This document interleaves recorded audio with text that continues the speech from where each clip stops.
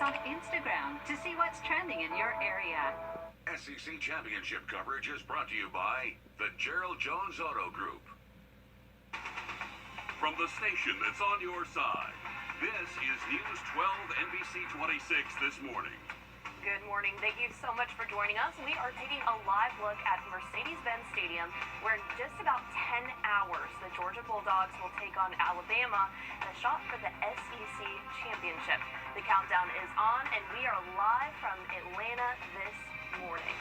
But first, we have a little bit of weather for you as you enjoy your Saturday football game and activities, and I don't know, I guess just going over to friends' houses. I might be, because go Dogs, man. Go Dogs. Are you a Dogs fan? I'm not a Dogs fan. I'm not really a big college football guy. I always default to USC because I'm from South Carolina, but I will say go Dogs today. I'm not going for Alabama. Well, so. we appreciate the support. Well, anyways, as people are headed out the door, what can they expect for their Saturday football forecast? Well, things are looking pretty good around our area. Just some cloud cover to deal with. I'll expect today, and a similar story up there in Atlanta. We'll talk about that SEC Championship forecast in just a bit, but a live look over Aiken County first, and you can see skies still dark out there, a little bit of cloud cover, but those temperatures in the upper 40s right now, so it is a little bit chilly around the region with most of us in the 40s. With light west-southwest wind at about 6 miles per hour. Around the southeast, you can see a mixture of clouds and clear skies, so it depends on where you're at right now, your sky conditions, but most of us in the low to mid 40s, a few 50s as well sprinkled across the southeast. But a closer look around our neck of the woods, you can see here at Bushfield, we're actually at 41 degrees, so maybe even dipping down towards the upper 30s once again this morning for us around the Augusta area. But a mixture of low to mid 40s and even some upper 40s as well around the region right now. But as far as your planner for today, we'll find those temperatures in the mid 60s by about 11 a.m. So temperatures warming up pretty quickly for today, and it will be another above average day for us with those high temperatures in the upper 70s, partly cloudy skies. Then we'll find those temperatures dipping down towards the 40s once again for tonight. So will be a chilly start as you head towards your morning tomorrow. Now, we do have something pretty cool happening tonight in the night sky. SpaceX actually launched a rocket and some satellites Thursday, and they're actually going to be having a flyover of their satellites tonight at 6:22 p.m. And you can check that out in the southwestern sky around 6:22, and it lasts for about 6 minutes. Those rockets will be heading towards the northeast, so definitely want to check that out. As far as the forecast for that championship game today, things are looking pretty good. Those temperatures right around 70 as we head towards the 4 p.m. hour. That'll be around that kickoff time, and partly cloudy skies, a light west-northwest wind, and those temperatures dipping down towards 60 as we head towards about 8 p.m. So not too chilly out there at all. The forecast looks pretty good. Go Dogs. We'll see how things pan out for today. But looking forward to a pretty nice game, and the forecast does look dry heading into tomorrow. We'll talk more about that coming up in that full forecast. Well, who's ready for all that football? Today, the Georgia Bulldogs will take on the Alabama Crimson Tide in the most anticipated 2021 SEC championship game. Georgia enters the game as the #1 team in the country, while Alabama is the #3. The Bulldogs have not beaten Alabama since the 2007 season. Our Laura Warren and Nick Proto are live from Mercedes-Benz Stadium. Good morning, guys. You've been in Atlanta since yesterday. Hey, good morning. Energy out there. Well, right now it's pretty dead. I can confirm that. It is early. But our energy's high. Happy game day and go Dogs. We are here right in front of the Mercedes-Benz Stadium where at 4 o'clock today the Dogs are going to take on Nick Saban's Alabama Roll Tide, Elephants, whatever mascot they want to pick today. Yeah, Crimson Tide, and this is kind of a weird spot for Alabama. The first time they've been underdogs in 93 games. They had a 92-game favorite streak dating back to 2015. The last time they were underdogs was against Georgia back in 2015. Alabama, though, did win that game. So hopefully not the same result today. I know. I think every Georgia fan has analyzed this so many times any way you can slice it. And I think it boils down to we just feel really good about this team, and we are hopeful, and we are excited. And I think there's a lot of teams out there who are rooting for Georgia, right? Because everyone loves to cheer against Alabama. Exactly. And, the reign of Nick Saban and this Crimson Tide team has gone on for so long now. People are ready for a change in college football, and this is the Georgia team to do. We've talked about it all season long. This defense is the best maybe we've ever seen, at least in our lifetime. And then this offense has really started to come around as well. Stetson Bennett kind of struggled in this game last year, is so much improved here in 2021. He's got what it takes. I was a non-believer for a little bit in Stetson Bennett. He has come around greatly here this season, and I like Georgia in this one. I haven't been making predictions all week, but I do like Georgia in this game. A friend of mine said it best. He said, I am never less nervous than when our defense is on the team. So we're putting our faith in the defense. We don't even care if our quarterback ever plays. We're just going to force turnovers the whole game and hope for the best. Yeah, if the defense scores, the offense doesn't have to, right? Yeah. We've got plenty more from Mercedes-Benz Stadium coming up all throughout the morning. Stay with us for that. Celeste, back to you. A lot of anticipation there. Thanks, guys. Today is the last day of the 21st annual Cares for Kids Radiothon fundraiser. Our Zana Halliburton is there, and she'll tell us how you can help local kids and families. And we're here for the 21st annual iHeartMedia Cares for Kids Radiothon, where your donations matter. They stay right here. They stay local. You can just text or call the number on your screen just to give you a breakdown about where your donations are going. They are helping these kids that walk through these doors. Just last year, 75,000 kids walked through these doors.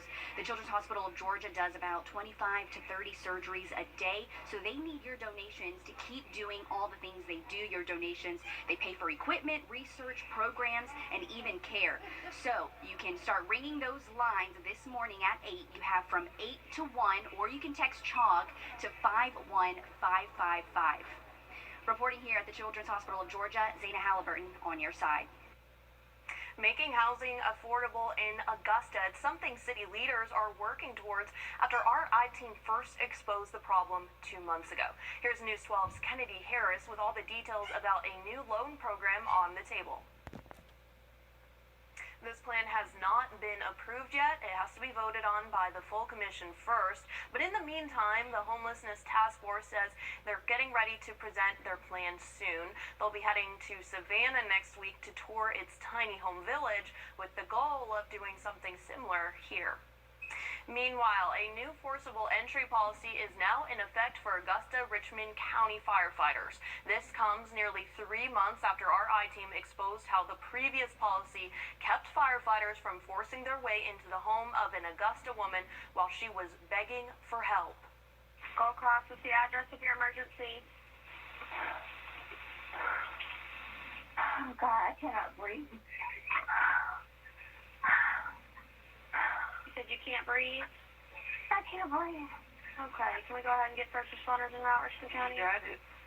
I live by myself. I don't know if I can make it to my front door. If you can't make it to the front door, we're going to have to gain entry, okay? That's fine. They're going to have to kick your door down, okay? Our I-Team found they stood outside of her door for 15 minutes waiting on a deputy before going inside. Nicole Gaither died before firefighters reached her. The forcible entry policy required a deputy to be on scene before entering a home. This week, that policy changed. I look forward to the opportunity to present a final review to commission, to committee, as well as best practices and recommendations for us moving forward. As part of that policy and review, I've instituted, as you see, a new forcible entry policy. That policy is in effect and current as of today. The chief says the new policy gives firefighters more latitude to take appropriate actions while prioritizing their own safety. We showed you all week the manhunt in Edgefield County. The suspect is finally behind bars. Travonta Langford is charged with kidnapping, criminal sexual conduct, and aggravated domestic violence. The Edgefield County Sheriff's Office announced his arrest last Thursday, saying he was found at an apartment in Augusta on Thomas Lane near the old Regency Mall. In Richmond County parents, the school district wants you to weigh in on calendars for the next 2 school years. There are a couple of options on the table. Here's News 12's Will Voke breaking down the differences. There's 2 options on the table. On the left, we've got option A. On the right, we've got option B. Which one's it going to be? We feel very comfortable that they're both good, solid options. It's just 2 different approaches. The school system is trying to decide which one to go with.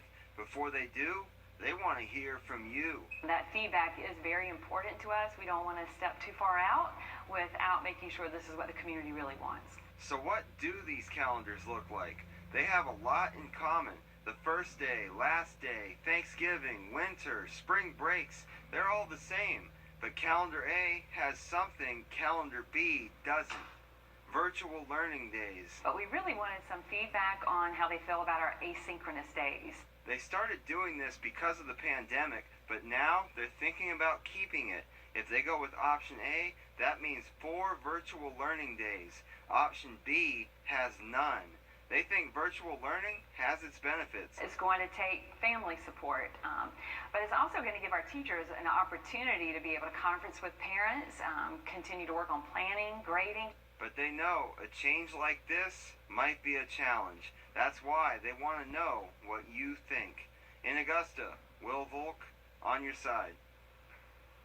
So, how can you weigh in? If you go here to the district's website, it's the first thing you'll see. It's a quick 4-page survey that goes over both calendar options, and at the end of the 4th page, you can take a vote on option A or option B. And you could say it happens all of the time. So how do we keep trucks from hitting the Olive Road overpass? We asked the city's director of engineering next. That was a good one, Celeste. The skies are looking dark outside still. We're expecting some more cloud cover today, but above average temperatures as well. We'll talk more about your forecast coming up next. And here's a quick look at your Saturday events.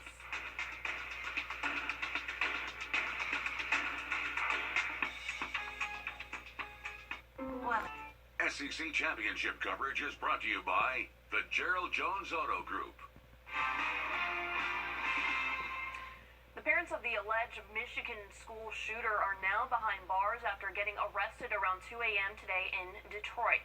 James and Jennifer Crumbly were found on the first floor of an industrial building where authorities had located their car shortly before they were apprehended. They appeared to be hiding in the building. But how did they know to come here? So the investigation is active. I'm going to respect the Oakland County Sheriff's Department investigation, so I'm going to provide just limited information.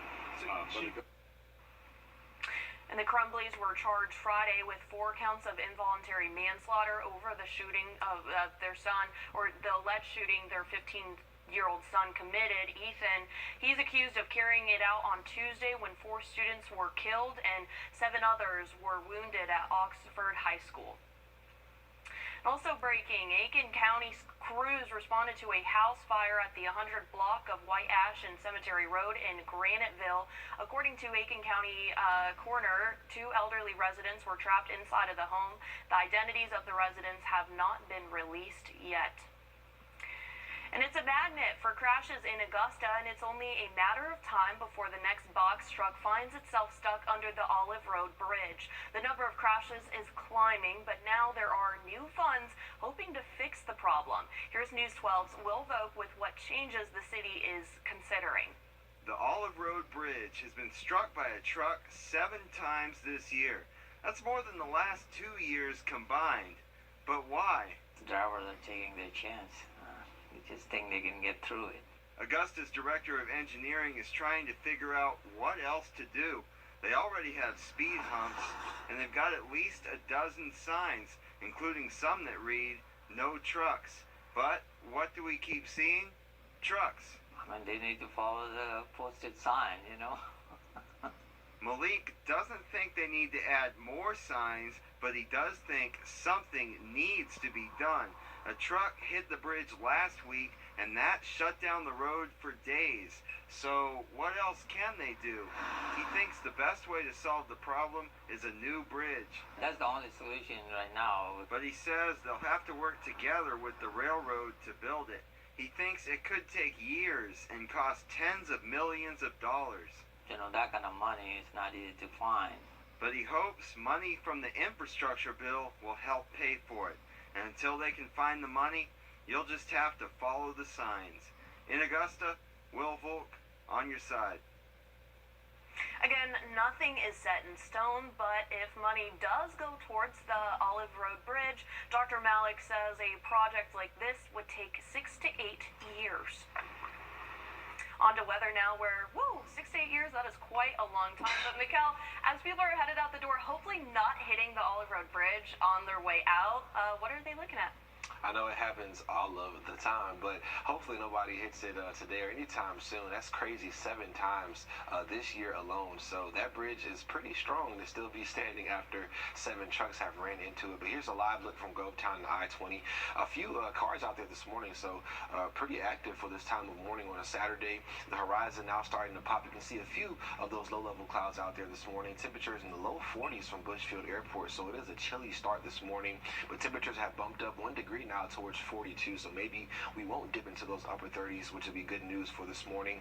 Wind's nice and calm as well, and that air very dry, so allowing these temperatures to get on the chillier side in a few locations. 43 in Barnwell right now, 44 down there in Sylvania, and then also 43 in Millen as well, so some of our cooler spots this morning. 48 right now in Evans. As we look at fog, we are seeing a few areas of patchy fog as well around the Augusta Metro down towards Sylvania and Screven County, and also towards Washington County and Hancock County, so you do want to be careful and use some caution if you do run into any fog this morning. That fog coverage should be limited as we head throughout this morning. Some areas of patchy fog will be possible, but by about 10 a.m. things do look a lot clearer for us around the region, so some good news there. But something pretty cool tonight in the night sky, if you do have time to get out there and check it out. We will have a few clouds around, but if things are clear enough, we should be able to see these satellites moving through our sky from the SpaceX Starlink mission. That'll be happening around 6:22 p.m. this evening. They'll enter the southwestern sky and depart towards the northeast at a max height of about 45 degrees, so some pretty good height right there. But again, we do expect some clouds possibly for tonight, so looking at your hour-by-hour forecast, you can see that cloud coverage is pushing it across the CSRA, as we do have that southwesterly flow bringing in some moisture and also some cloud cover for us today. Then we'll find clouds sticking around overnight into tomorrow. Most of us should stay dry as we head towards your Sunday, but heading into Monday, that's when we start to track our next front pushing towards our area, and rain chances will be going up as that front does approach our area by Tuesday, and then it stalls out over our area heading into the end of next week. So things do look pretty soggy heading past Monday, but before then, above average temperatures and a mixture of sun and clouds. And Tyler Perry's studio is a staple in Atlanta. Now he's looking to expand. Perry's studio already spans 330 acres and is one of the largest studios in the country. It's actually on the National Register of Historic Places, but he wants to add 37 more acres. Earlier this week, the Atlanta City Council heard his plans. Perry says the expansion would include a theater district complete with shops, hotels, grocery stores, and restaurants. None of this, though, is a done deal just yet. And a heads up for those driving through Columbia County this weekend, there will be a parade happening, and that will close traffic on certain roads starting at 1:30 in the afternoon. Officials say those roads include North Bel Air Road, Evans Town Center Boulevard, Evans to Locks Road, and Antebellum Way, along with several other county roads that intersect that parade as well. Temperatures in the 40s right now, but we are talking about those afternoon high temperatures in the mid to upper 70s. More on your forecast coming up next. The United States Postal Service says there's still time to send a letter to Santa until December 10th. It's through USPS Operation Santa. The letters arrive at a workshop and then they're reviewed and posted for generous people to adopt and become a helper for Santa. Here's what you have to do. Put the letter with specific requests in an envelope, including your name and return address in the top left corner. Then you'll mail that to the address here and be sure to include a stamp. If you need a reminder, just head over to our website. We have all the details there as well. And a little flare of the Two-State is making its way all the way to D.C. Surrounding the national Christmas tree are 58 smaller trees, one for the Palmetto State and one for the Peach State. Hanging from the tree branches are ornaments designed by students, and it's all a part of a partnership between the Department of Education and Park Service. What better symbol of our country than students from across the nation and abroad giving their artwork representing home and what makes it special to them surrounding the tree. They're all on display until the new year, and what a really nice way to kind of see our states represented there. I feel like probably a lot of people were decorating their trees this week. I got mine up, and that's always a big feat, but always worth it. Mikkel? Definitely. I mean, there's some trees around the news station now as well. Did you notice those too? I did. So everybody's... Oh, beautiful. starting to feel a lot like Christmas. I would have sang that, but I'm like, just got to get warmed up. Maybe next time we talk about it. But look at those current conditions around the southeast right now, and it is a mixture of 40s and 50s across the region. Depending on where you're at, you're seeing some cloud cover right now, maybe some fog down there in the southern parts of Georgia and Alabama. Then clear skies for Charleston up towards Myrtle Beach. So again, just depending on where you're at, you're seeing a mixture of clouds or maybe clear skies right now. But those temperatures today will be very warm in the upper 70s, partly cloudy skies, and then going towards tonight, we'll find those temperatures in the mid 40s. So it will be partly cloudy as well, and those winds calming down overnight into tomorrow.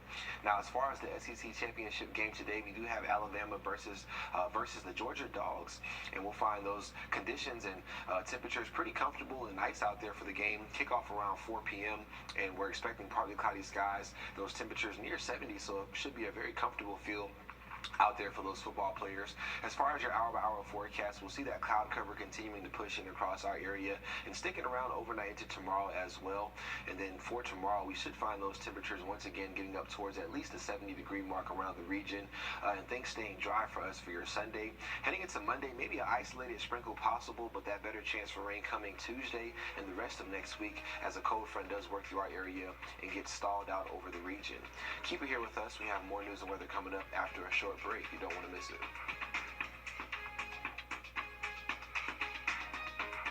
Switching seat 26 this morning. And we're taking a live look right now this morning at Mercedes-Benz Stadium in Atlanta. It is a beautiful day for football as the Georgia Bulldogs face the Alabama Crimson Tide for a shot at the SEC Championship. We'll take you there in just a few minutes, but first, we're taking a look at our forecast. That's right. A lot of big events going on. We've got parades, Christmas tree lightings. So with all of that in mind, as people are looking at their forecast, what is the outlook for any Christmas tree lightings or parades?